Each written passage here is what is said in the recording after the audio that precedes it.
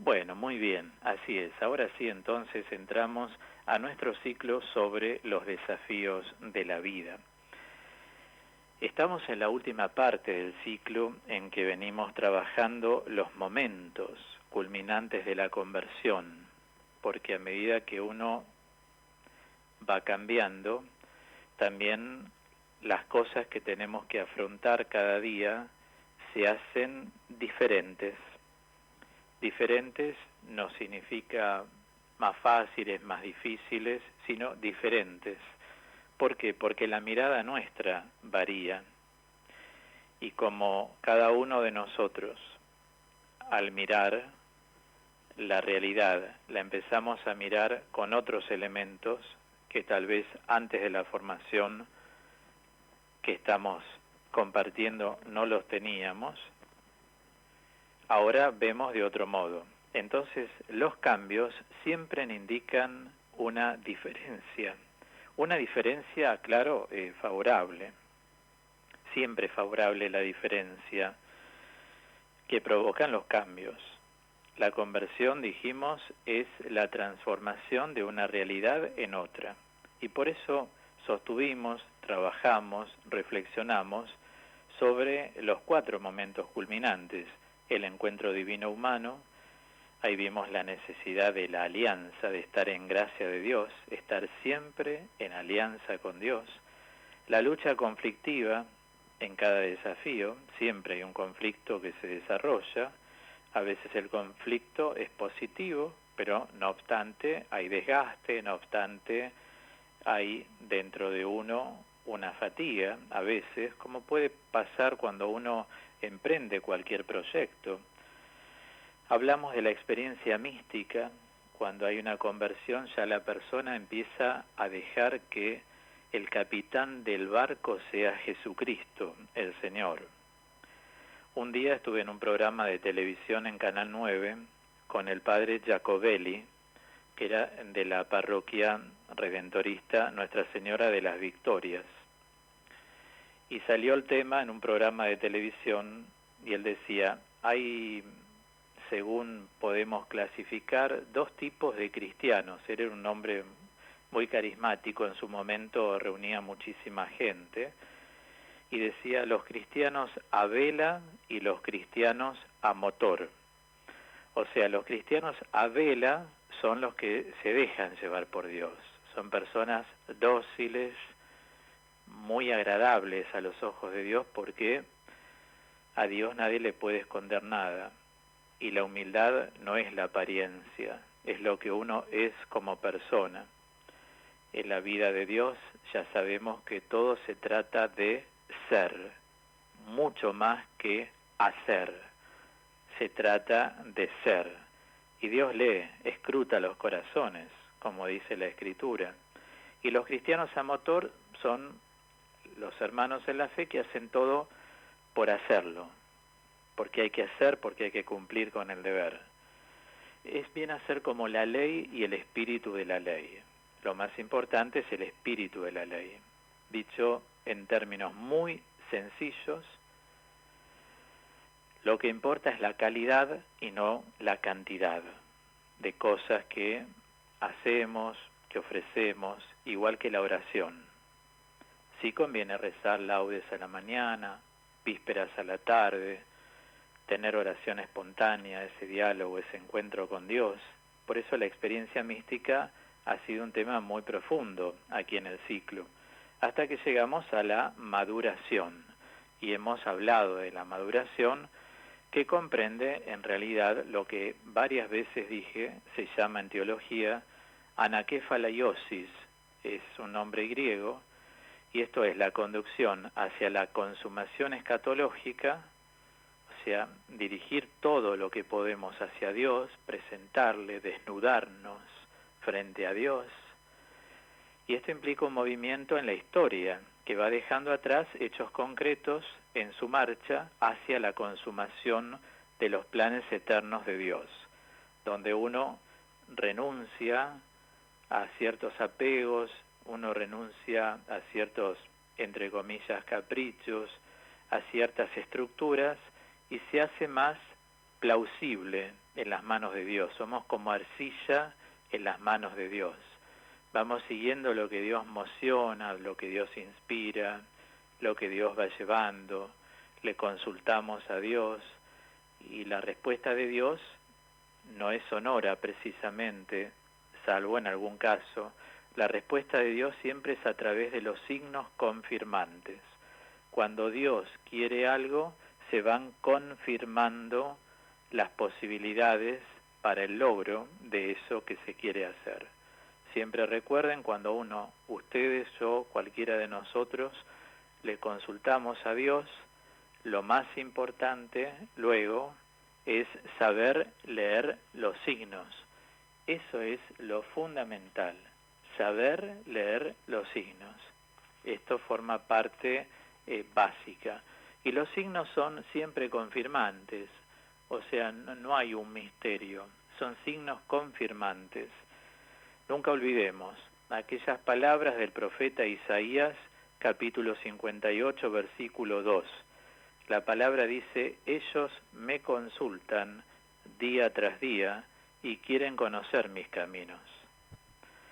¿Ellos quiénes son? Los que estamos en el camino, los creyentes. Aprendemos a que hay que consultarle a Dios y quieren conocer mis caminos. Y Dios se manifiesta a través de signos que confirman lo que le estamos consultando. Si no hay confirmaciones, o sea, no hay signos confirmatorios, es que no es voluntad de Dios. A lo mejor no es voluntad de Dios en este momento y sí más adelante. O sea, si uno tiene una mente, si se quiere, un poco rigorista, cada vez que algo no se da, dice, no es de Dios. No, siempre recuerden que posponer no es anular. O sea, igual que nosotros, si tenemos un día lindo, vamos a decir algo bello, ¿no? Ir a una piscina o unos días afuera, que alguien pueda tener la ocasión de ir, o porque tiene una casa, o porque lo invitan, como fuera.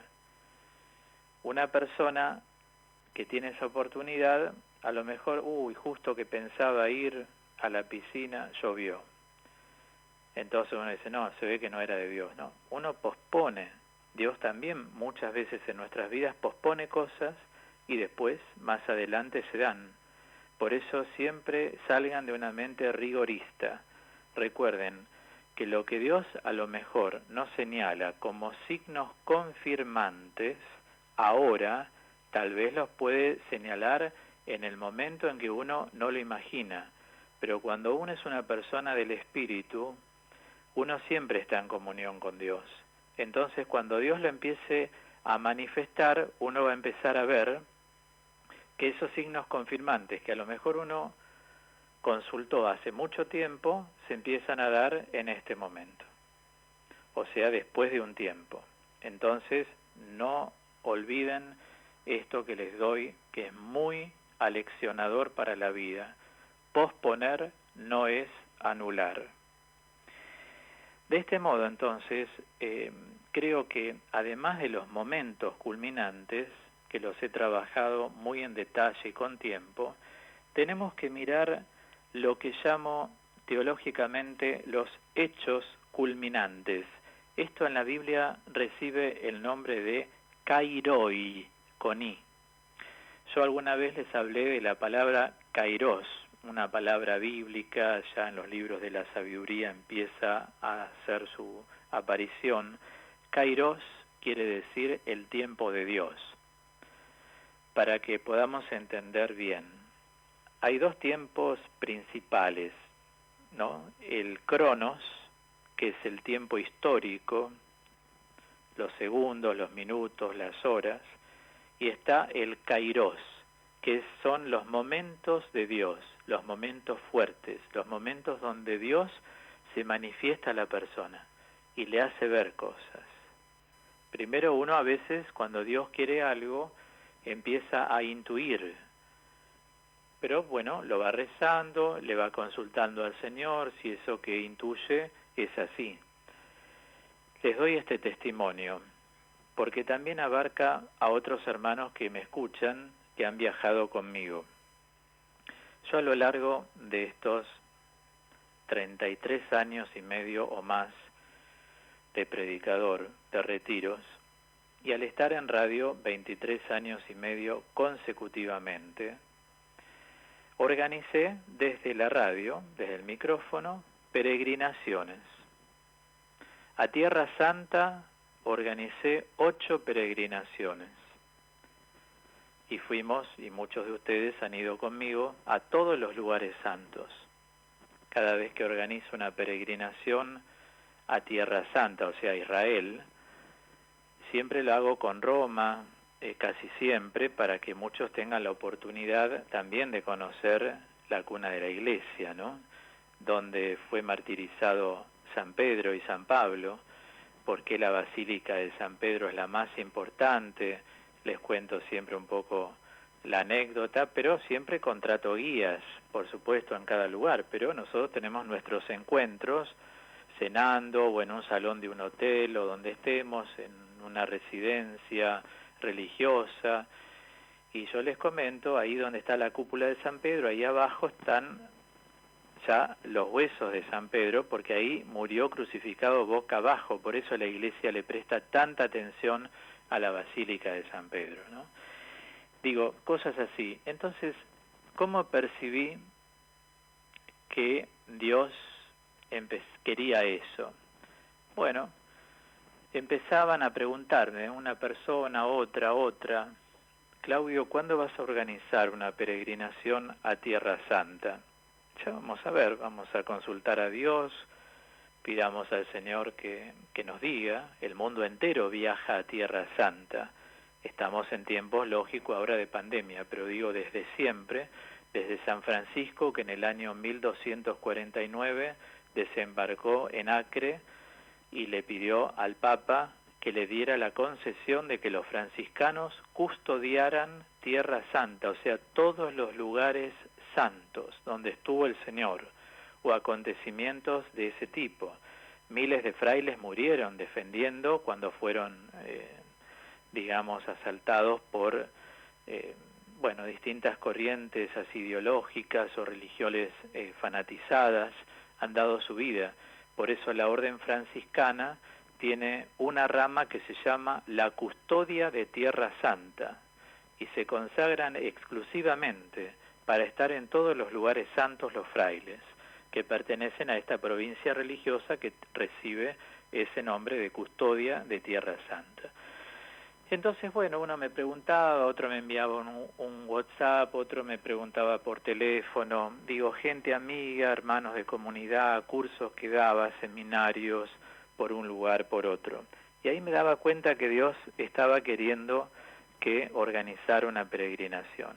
Y del mismo modo sucedió las 8 peregrinaciones que yo llevé a Tierra Santa. Y todos estaban felices de ir, porque es un antes y un después cuando uno va a la tierra del Señor. Rezar desde los lugares, yo siempre organizo la peregrinación desde el nacimiento de Jesús hasta la muerte y resurrección. Entonces vamos recorriendo todos los lugares desde Belén en adelante de ese modo. Y yo les entrego las citas bíblicas ya acá para que la gente, cada hermano, vaya tomando la Biblia y sepa dónde vamos a estar y qué ocurrió bien. Y yo doy la explicación bíblica en cada lugar. Seguramente Dios nos va a conceder de hacer una o varias más en el futuro. Lo tenemos en manos de Dios. Pero ¿de qué manera Dios se manifestaba? Eso de la intuición tenía varios signos. Las personas me empiezan a preguntar en una misma época, varias personas. Así como pasó lo del programa Vivir, que vamos a comenzar, como dije antes, el miércoles 3 de marzo a las 11 de la mañana. Varios oyentes venían en los últimos tiempos, como ya comenté, pero por si alguien sintonizó más tarde, preguntándome, Claudio, ¿no vas a estar otra vez más en la semana? Qué lindo sería que estés, me encantaría que estés, me hace tanto bien lo que enseñás, a mí me cambia la vida, a mí me acompaña, a mí me cambió la visión de las cosas, me acerqué a la iglesia nuevamente.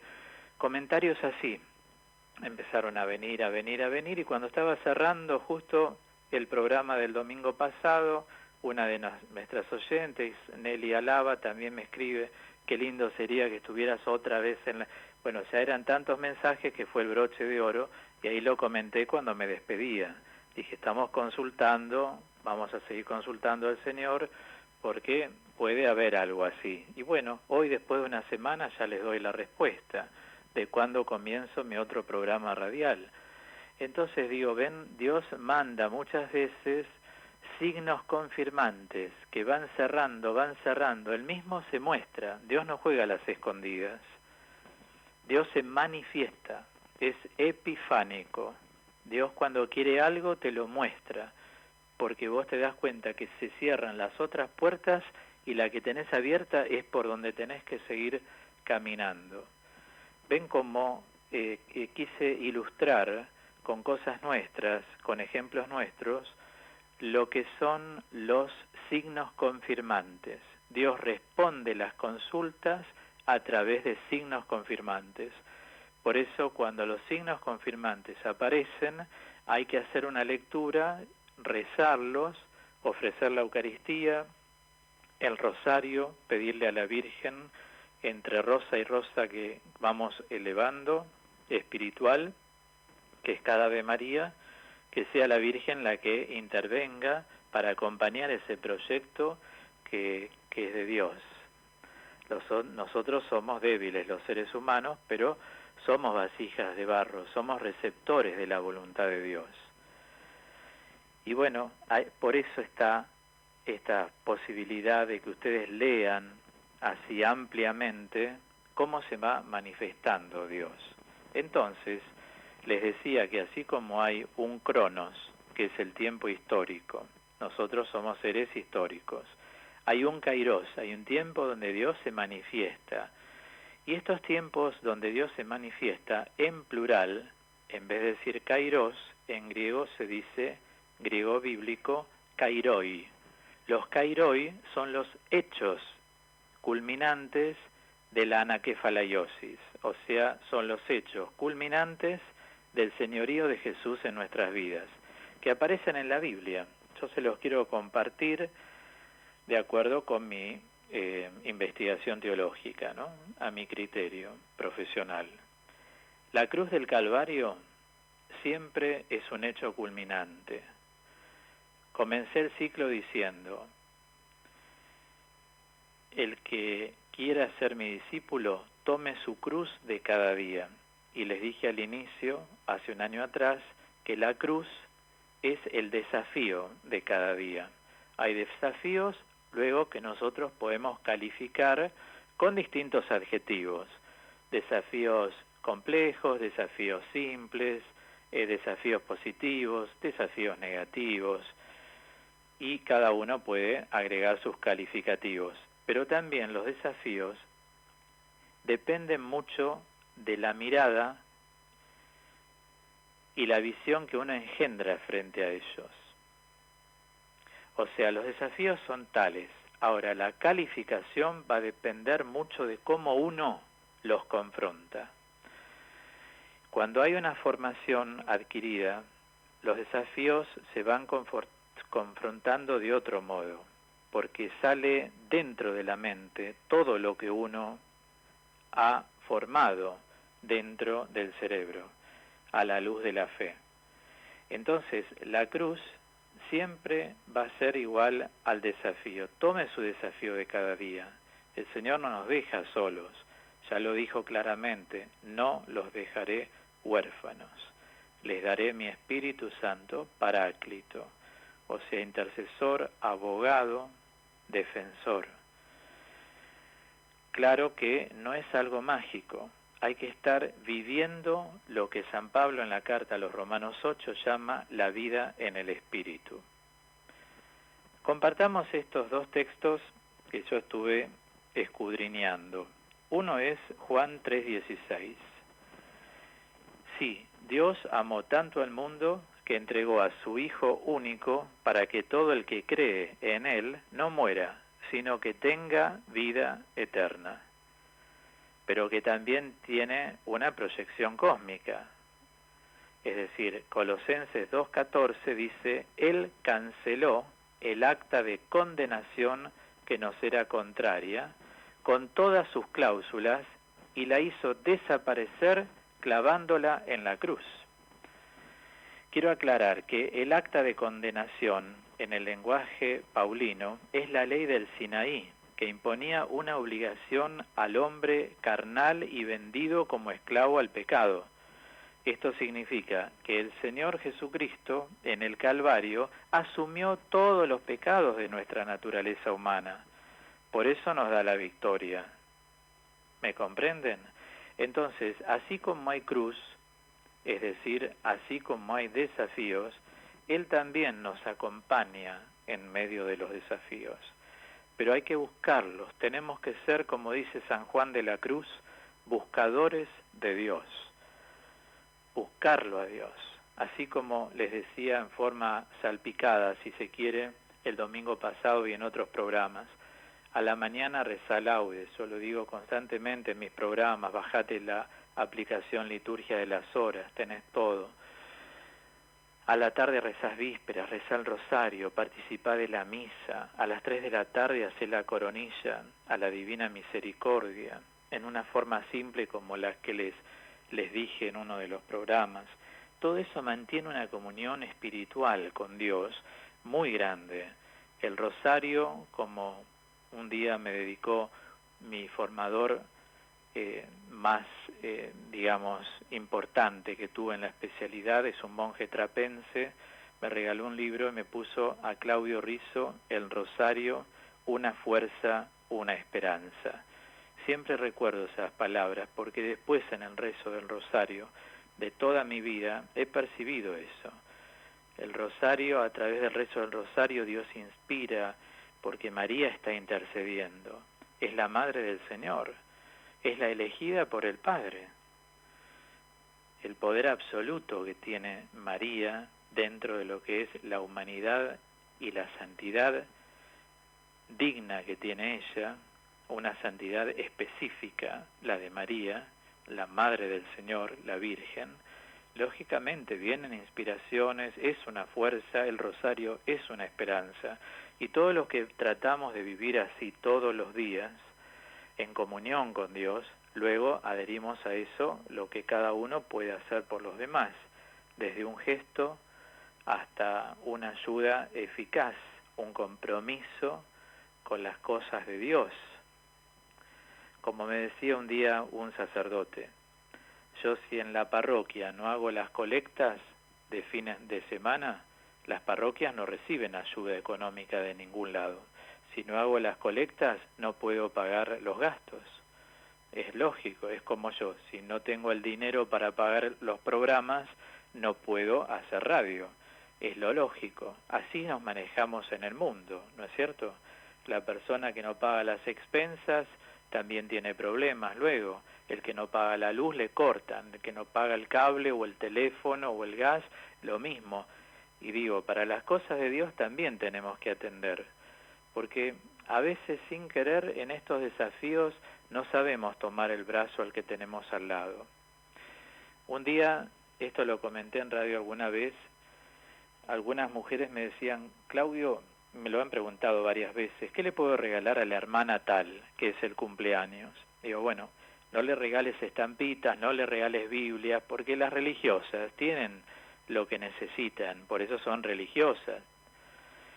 Habla con ella como mujer, preguntale una ropa interior que le podés regalar, medias, un perfume que le guste, digo, hacerse uno con la persona, porque a veces uno tiene esa mirada de que a una religiosa hay que regalarle estampitas, una estatua, ¿no? Digamos, sería un poco lírico. A mí me cuesta creer que alguien tenga esa mentalidad hoy en día, porque está todo muy renovado. Pero a veces sucede, hay personas que yo le he visto, ¿qué le puedo regalar al padre tal?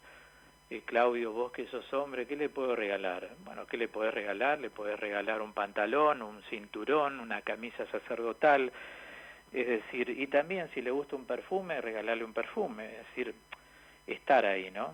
Y en las obras de Dios muchas veces nos admiramos.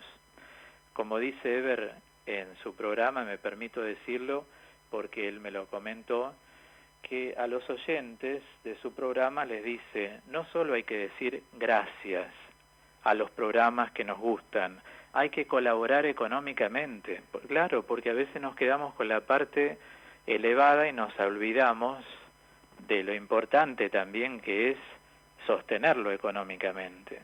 ¿Ven? Es una luz que se prende siempre en el camino.